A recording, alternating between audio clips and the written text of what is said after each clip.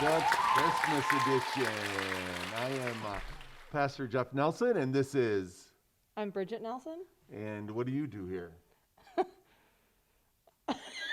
Sorry, that just like totally, what? What I'm told? Yeah, well, I don't know when that started, but when it does, I'll be grateful to Okay, know. go Who do are that you? again. Just say it again. Tell them who you are. Start again. Oh, okay. All right, take two. Hey, good evening, and welcome to Wednesday Night Live, the monthly video magazine from Royal Oak First United Methodist Church, and this is our Christmas edition. I am Pastor Jeff Nelson. I'm one of the pastors here, and I'm joined by... I'm Bridget Nelson. I'm the Director of Children, Youth, and Family Ministries here. Yeah, and we are grateful to bring you this edition of Wednesday Night Live. Well, it's going to start out with our Mask O' the Month thing. You can see we're in the holiday season. These are ones that Bridget found. Tell us about your quest for the perfect holiday mask, Bridget. Well, probably like you, Facebook is full of ads, and they had some holiday masks, so I ordered these for our family. Why did you choose this one for me? I thought you'd like the snowman nose. That's right. Very good. Very good. They've been calling me Olaf all day, but we're going to take these masks off so that we can tell you a little more about what's happening here in the life of the church this month of December and Advent. Well, one of the things that we know happening with Christmas this year is just different because we're living with this global pandemic, the COVID-19, the coronavirus. It's COVID Christmas, Corona Christmas, whatever you want to call it. It's kind of changed the thing, and with it, some of the songs of the season have changed too. Bridget and I have found some of the Christmas songs to better fit the season that we're in. So we want you to join us in some of the new Christmas songs for the COVID Christmas. Here's the first one. Ready? Disinfect the halls with sanitizer. Fa la la la la la la la la. Until we get a cure from Pfizer. Fa la la la la la la la la. Very good, right? That's a good one. Here's one. Here, I have one. All right, what you got? Oh, yeah. Kevin the mailman is the only guy I see. When he walks by, yell, Kevin, hi, won't you come and talk to me? Somebody come visit Bridget, because right now it's just Kevin and me, and poor Kevin. He sees her coming and goes the other way. Hey, this is a new holiday classic right here. Holiday classic. Oh, Clorox wipes, how come we cannot find you? The shelves are bare and our house is a mess. I tried to make my own, but he set the house on fire. Please stop hoarding the cleaning supplies. I did try to make my own. I didn't set the house on fire, but it was a disaster. So on a more serious note, here's a very serious Christmas plea from some important friends. Oh, CDC, your guidelines aren't confusing. Oh, CDC, non-compliance isn't amusing. Wear your masks, people. Just wear your masks. It's easy. Oh, this one goes out to all the parents out there. It's a special one. All right. Ready? Yeah, I'm ready. Take it, Mariah. I don't want a lot for Christmas. The last 4 months have made me blue. The thing I really want right now is to give my kids something to do. They can't take much more of Zoom. Get them back in the classroom. Make our wish come true. All we want for Christmas is school. Ooh, baby. All we want want for Christmas is school. That's for all the quarantine families out there. School and shower for our teenager. That'd be great.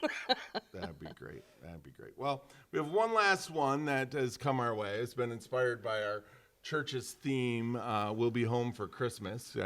When we planned the We'll Be Home for Christmas theme, it was a few months ago. We had this hope that we'd be back here in church some, and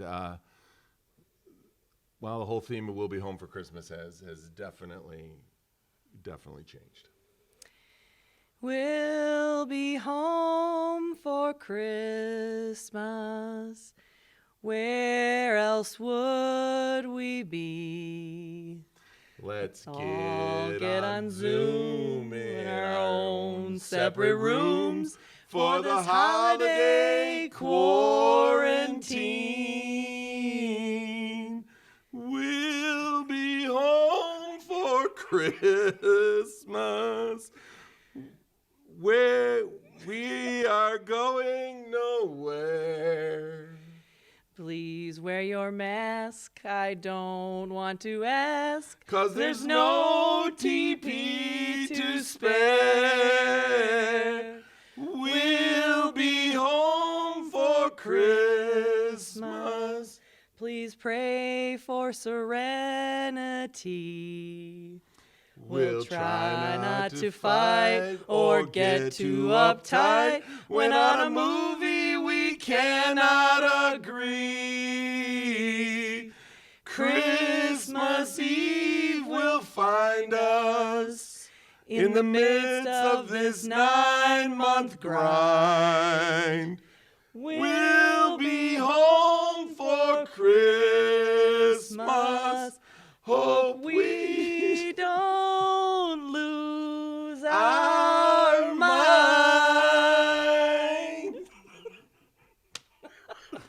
Well, so those are the new Christmas songs for COVID Christmas, and this is the only time you're going to hear them. We promise. We did them now, so you won't hear them during worship. Yes, please take up a collection for my singing lessons immediately. But we do want to tell you what is actually happening this year. We do really want to bring Christmas home. We want to bring it home to you. We want to bring it into your home and into our home. And we want to talk a little bit about some of the ways that we're doing that here at Royal Oak First, so that you can experience the wonder, the joy, the peace, the love of Christ at home this year, while we stay safe and still find ways to celebrate the love and birth of Christ. A couple of things have already happened since we've taped this. We want to just let you know some of the ways that Christmas has already begun here.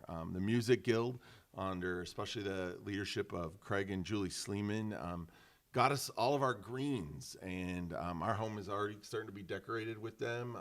What'd you like about our greens? Oh, we had a great green sale this year, and they went online with it this year, which was a big improvement, and the pickup here at church seemed to go pretty well, so thanks to the Sleemans and Rob Richardson for coordinating that.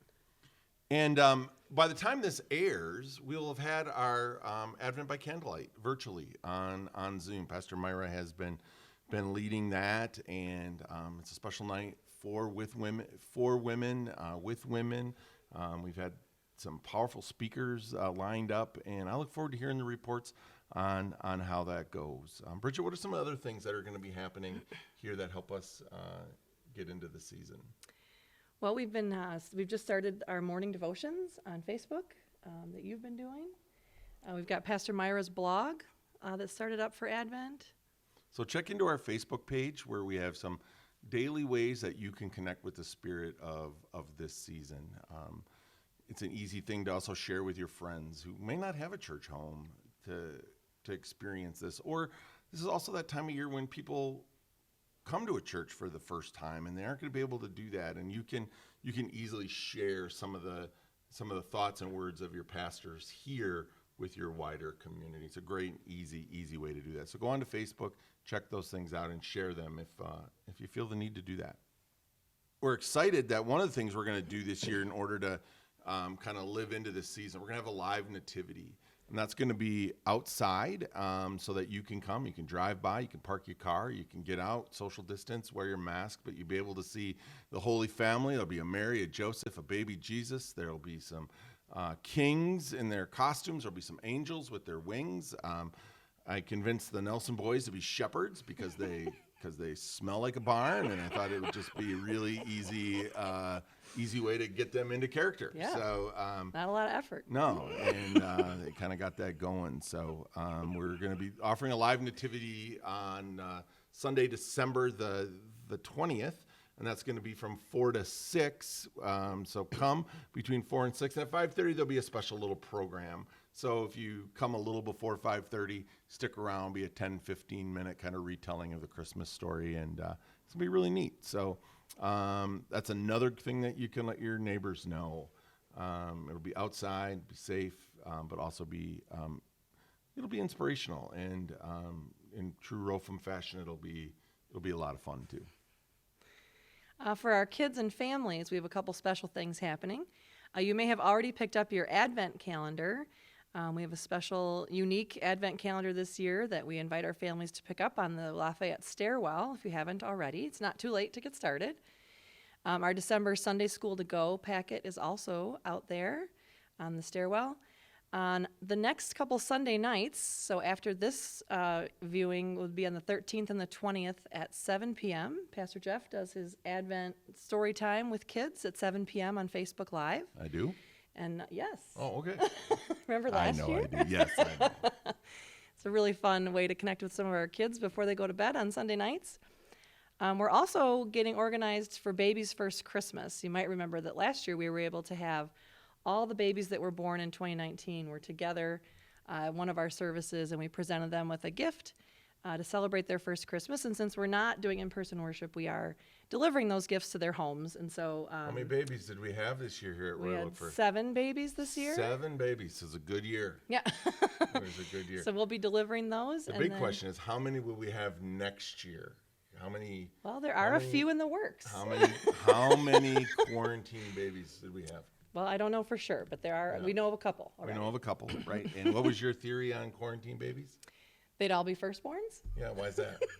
Because if you're stuck in the house with your current kids, you're not looking for more. That's right. Exactly. So yeah, well, I'm sure we'll have some 2021 Yes. babies too. But our 2020 babies will be celebrated in worship one of these Advent Sundays, so that you can tune in and see that. And if you, any of our families, anything you post online of your kids doing any of our Sunday school activities or the Advent calendar activities, we're asking if you use the hashtag RO1StAdvent so we can collect those. That would be great. We're also asking for pictures of your family in their holiday sweaters, their holiday pajamas, wearing their Christmas masks, in front of your Christmas tree. Not just families, but people of all ages. If you would take a picture of your family or just of you and send those to eplesko@rofum.org, we want to include those in a holiday montage in the season so we can see all the faces of the people we're missing, because we're really missing you. And we want to see you, and I know others want to see you too. So please take a photo and send that in to us here at the church. Again, eplesko@rofum.org. Christmas Eve is going to be a full day here, even though we won't be together. We're going to give you lots of opportunities to experience the love of Christ. At 10 a.m., we're very excited to debut our Christmas pageant. We are having a Christmas pageant with our kids this year. Bridget, tell us a little bit about what it took to put on a Christmas pageant this year. Well, our Christmas pageant this year was recorded entirely outside, or almost entirely outside the building here, with social distance, and Tim Rickman behind the camera and doing the production. Thanks to Jennifer Semivan and Danielle Moody and Christine Rickman for putting together all the costumes so that all these kids could participate in a safe way. We're really looking forward to sharing with you what we came up with. And just to tell you how big time we're getting here, we actually, the director and producer of this thing has put together a trailer for us. So this is a Tim Rickman original. Roll the footage on this amazing story. This Christmas season, re-experience the magic, the wonder of the Christmas story like you've never seen it before. Told by the news reporters and witnesses on scene. In Bethlehem, at the inns, in the pastures, and even in heaven. With a cast of tens recorded individually in a time of social distancing.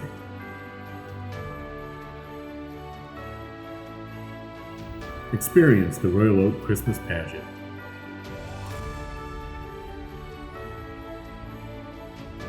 Online and streaming.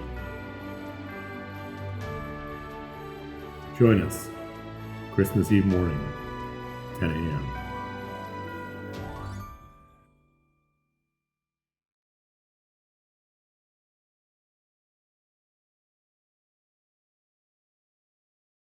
Welcome back. It's good to have you back. As you can see, you're going to want to check in for that pageant. We're going to air that at 10 a.m. and then we'll air it again later in the evening so that you can see it throughout the course of the day. But you want to check in and see it.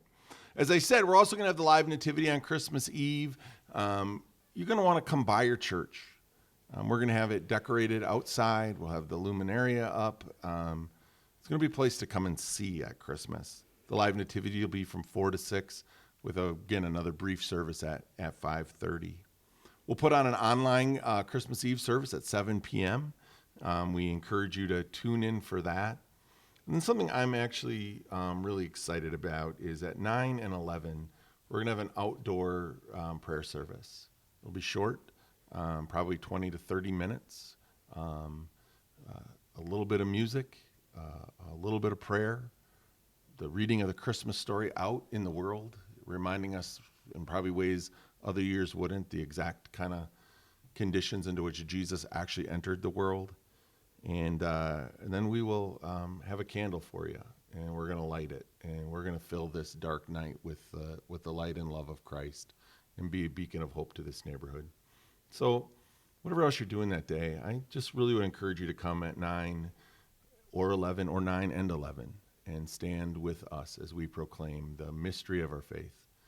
God loved us so much that he actually came in the flesh to show us what his love looked like, and that doesn't go away. And so it's more than the best we can do. I think it's the best of who we are, is to be the light in the world. So come and join us on those two things. In that light, Christmas really, yes, it's captured by services and concerts and music and decorations and all those things. But at the end of the day, Christmas is about the sense that God loved the world so much that God gave. And our God is a generous God, a giving God, a God who gives sacrificially, a God who gives abundantly and generously. And the best way we can celebrate Christmas is by being in that giving spirit. So, Bridget, what is the one thing that we're going to be able to do this whole season that we can support? We are collecting hats and gloves and hand warmers for our people here who come to get lunch, and also for the Noah Project in Detroit. Our homeless folks are going to be experiencing winter perhaps more harshly this year with the places that can't be open, that are typically places where they can get warm. And we want to make sure they have hats and gloves and hand warmers. And so for the month of December, we were collecting that through our missions.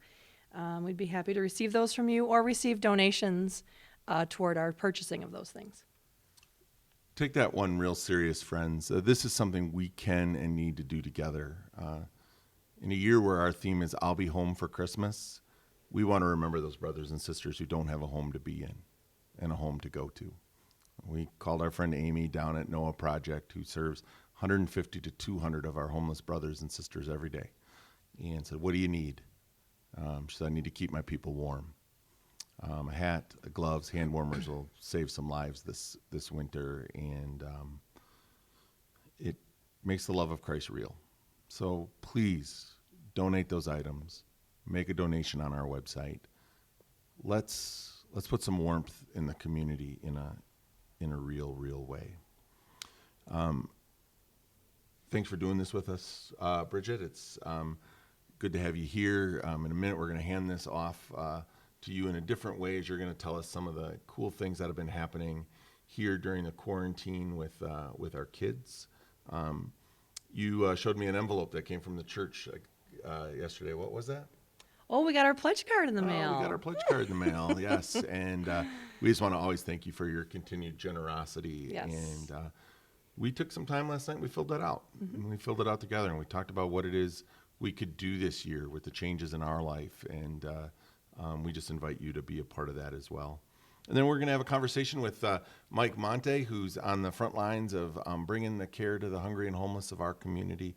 And then, as always, we'll end with some time of prayer and celebration of our birthdays. But thanks for checking into Wednesday Night Live. We're really glad you're here. Hello, Royal Oak First. I'm Bridget Nelson. I'm the Director of Children, Youth, and Family Ministries. I'm out here on our front lawn to just share with you a little bit about all the things that have happened out here on our front lawn this fall. We were so fortunate to have this space so that when we couldn't use our building, when it wasn't safe to be inside together, we were able to be out here. Our Holy Cow kids met a couple different times to sing and dance. Well, not too much singing, but to dance around, to do crafts, to pray together, and just stay connected. Our youth group met here every Sunday afternoon, thanks to our volunteer crew that was able to make that keep happening. We only had to cancel a couple times. Once it snowed and once it rained. But otherwise, we were out here every Sunday. We had a couple movie nights. We'd set up our inflatable movie screen here on the lawn, and families gathered and youth gathered to watch a movie together. We're just so thankful that we had this space as an option when our building was not a safe place to be together. And we had a lot of fun out here. A lot of you came to join us for a Halloween party with food truck and kids in their costumes. We are so grateful for this space and that the church continued to support our ministries for young people and for families, and that we were able to stay connected by using our outdoor space.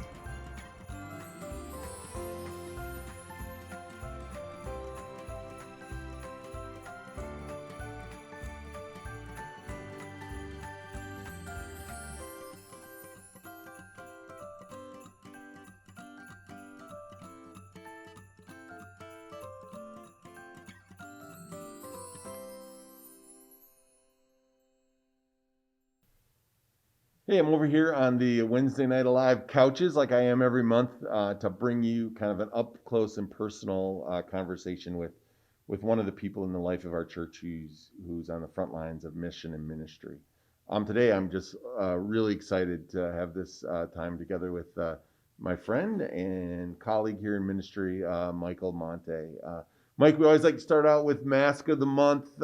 Tell us about your mask. I know it's an original. It's an original here. So tell us about One of my it. wonderful people that helps with lunches, Nancy Thompson, made this mask for me. So It's a Nancy Thompson it's original. a Nancy Thompson original. I have a few.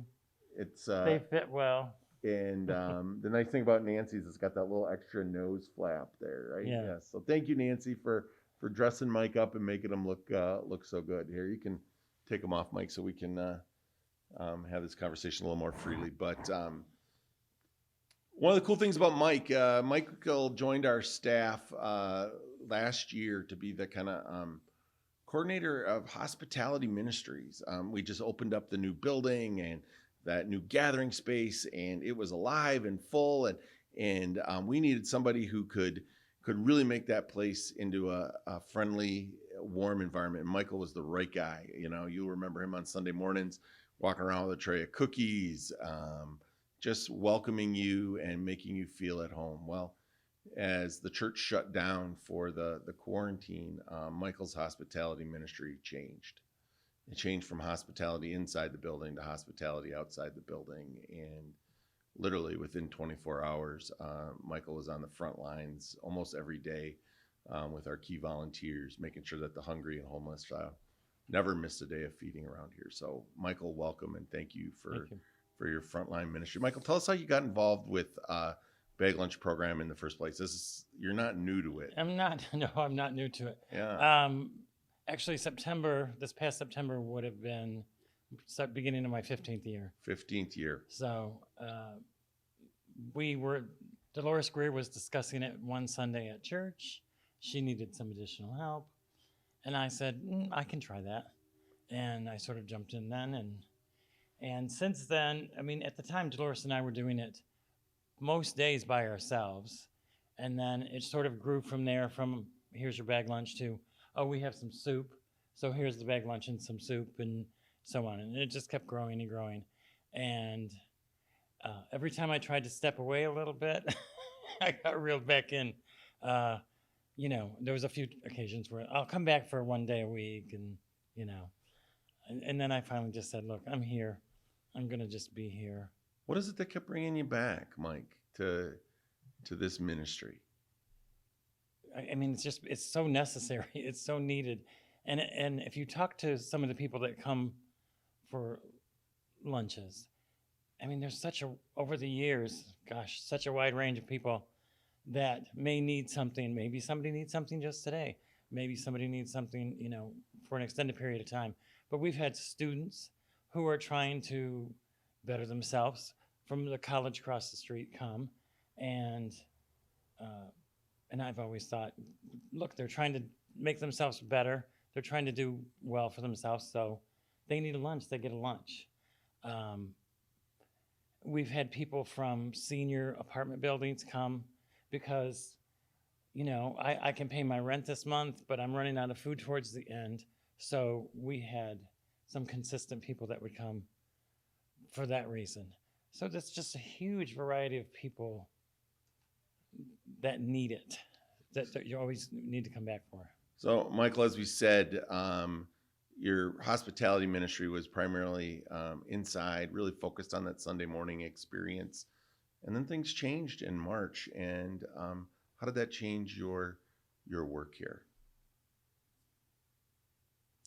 I don't know that it changed my work. It just changed the clientele. I like that. Thanks for reminding us of that. It's not any different, is it? It's not any different. No, it shouldn't be any different. It's just different people.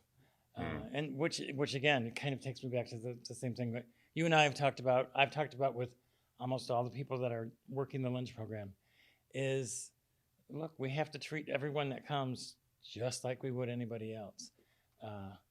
One of the first things I noticed when I first started doing lunches was, you know, I had people coming that were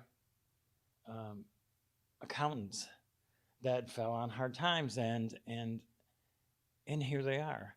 You know, they need a lunch and then they lose their home. We had an attorney that used to come who, again, you just never know what's going to lead them to the position that they're in. And I always sort of looked at it as, and actually the pastor at the time mentioned how easy it is. It could be any of us tomorrow. It could be any of us next week. You really don't know. And I think if you look at it that way, it certainly makes it a little easier to deal with all of it. So how are you able to, how are you and then how are we as a church able to maintain this amazing ministry that serves between 25 and 35, sometimes as many as 50 people a day? How are you able to do that? I mean, who's helping you do that? When we first went into the COVID lockdown, it was me and Fred, and then we rotated staff in as we needed them. And we did that for quite a while. Fred's a miracle, isn't he? Yes, Yeah. yes, definitely. And then more recently, the last almost 2 months, we started getting volunteers back into the building and having them help us with lunch so that the staff could get back to what they're here for, to do their jobs. So we have some new people doing lunches. We have some people that did lunches before. And we are definitely still looking for people all the time to help us with the program. We have people that are here that will be going away for the winter. We have people have sick days and they're not going to be able to make it in. So we need people to cover those days. we always need people.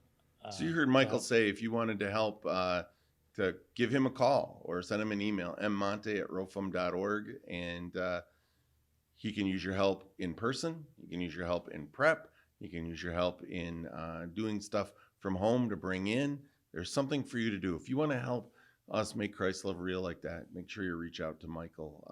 Mike, one of the things that's been really fun for me to listen to you in the last couple of weeks is you just coming in and saying, you know, our being outside with this ministry has made us so more visible to the community, and so many surprising blessings are coming our way. Tell us about some of the ways that the community is seeing what we're doing and how they want to be a part of it.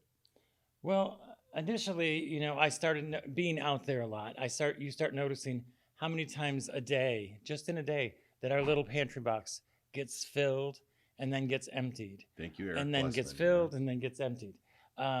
So some of the people that will drive by on a regular basis. I mean, there's people that come every single morning to put food in there, and some of those people contacted the church, got a hold of me, wanted to do more. There was a woman 2 weeks ago who called me, and you know, she usually puts food in the pantry. She wanted to know if she wanted to buy us some additional groceries that we could use for the program. I said, great. I think I met her up here on a Sunday afternoon, and she brought her truck, and it was full of food. It was full of food, including 4 turkeys that we used for Thanksgiving. So, and she only knew about us with that little pantry box. So she knew about us. She liked what she saw when she was going by. She knew that we got a decent amount of people coming through. So yeah, she took it upon herself to go out and get us groceries. And again, that's one person, but that happens frequently. And it's not people that necessarily, I mean, this person does not have a lot of money, does not have a lot of anything really, but she had more than she needed, felt she had more than she needed, and she wanted to share with us so that we could share with the community. So things like that happen all the time, which is great. I've been standing out there and have had people pull up in their car, get out of their car, not tell me who they are. I have no idea who they are. Total strangers. Hand me $45. Please use this for your program. Great. So things like that. Somebody pulled up a couple weeks ago 4 gift cards for Kroger's. Here you go. Nobody wants the recognition. Everyone just wants to help, which is great, which is also great to see, In these after times. the year we've had, Yeah. to see how many people out there. Well, Michael, on behalf of this incredibly grateful congregation, I just thank you for answering God's call, for helping lead a wide vast of staff and volunteers to help make a difference. And we're just so grateful for you. If you wanted to give one parting word to your church about what this season and this ministry means to you, what would you tell us? I mean, I think that there's something everyone can do to help. Even if you think I can't go there and help, you can. Anything helps. We have a gentleman that comes a couple times a week. Each time he comes, he gives us $1. That's his donation. He gives us $1. So that's great if that's what you can do. You can do $1. You can come and help us prepare the food in the kitchen. There's always things that we can do. Just be here, and we can't be out in the crowd, but we're behind our table, but we can talk to people. People just want to be treated like people and talked to like everyone else. So sometimes people just don't have anyone to talk to. So, stop by and have a talk with some of them. Again, we thank Michael and his team of volunteers. You've heard him. There's a spot for you to help. And if you've felt God tug on your heartstrings through Michael's story today, I hope you just reach out. Again, thanks, Michael, for all you do. Thanks for spending some time with us here on Wednesday Night Live. You're pretty awesome. We love you. Thank you.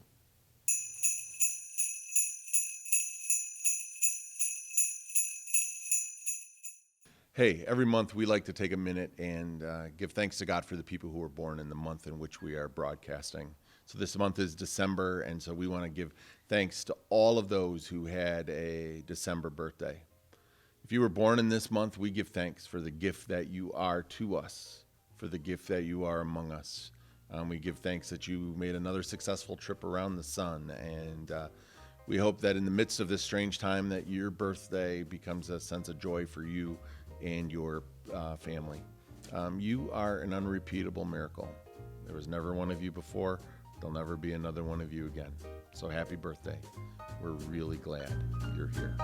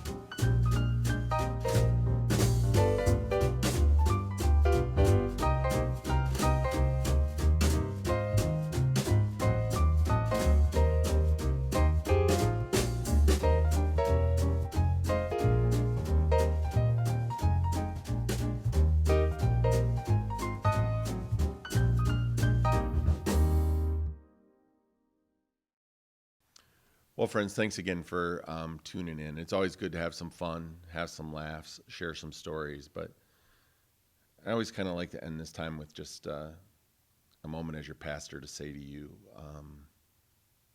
we love you, and we miss you. And this is not easy. And yet somehow God continues to connect us, strengthen us, and is bringing us through this together. So whatever Christmas is going to be for you this year, I hope there's a moment or two where you just are able to just stand back for a minute and realize that you're special, that God really does love you, and that it's just really grateful to have you here with us. I always like to close by just re-putting on the screen the names of people in this last month who have needed special prayer. Prayer for those who have been sick or hospitalized. Prayers for those who are struggling with COVID. And this month we had more families touched by it than we have in the 9 months prior. And we just want to send our condolences out to all those who lost loved ones. It's hard to imagine Rofum without Peggy Gill, without Greg Umstead, without Betty Locke or Diane Wardock, those saints who we've said goodbye to in this last month. But here's the deal. They're still with us because we believe in the saints. And especially at Christmas, we know when we need them. So thanks again for checking in and checking with us. Let us know if there's any way we can serve you. And I just want to close this time with a brief time of prayer. God, during Christmas, we don't wait for you to be born in a manger. At Christmas, we wait for you to be born again in the hearts of the world. At Christmas, we wait for your kingdom to come on earth as it would be in heaven. God, that prayer is real every year, but this year it's been the most real it's ever been in my life. Heal our world, heal our nation, heal our community. bring an end to this time of global pandemic. Get us the healings we need. Pray for all those in our community who are lonely. May they be encouraged by your presence. We pray for all those who are sick or suffering. May they find healing. We pray for all who need an extra blessing in this season. May they receive it. Be with us now and always. It's in your name we pray. Amen. Hey, thanks for checking in tonight. I love you. God loves you. There's nothing you can do about it. So go in peace. We love you. We really, really do.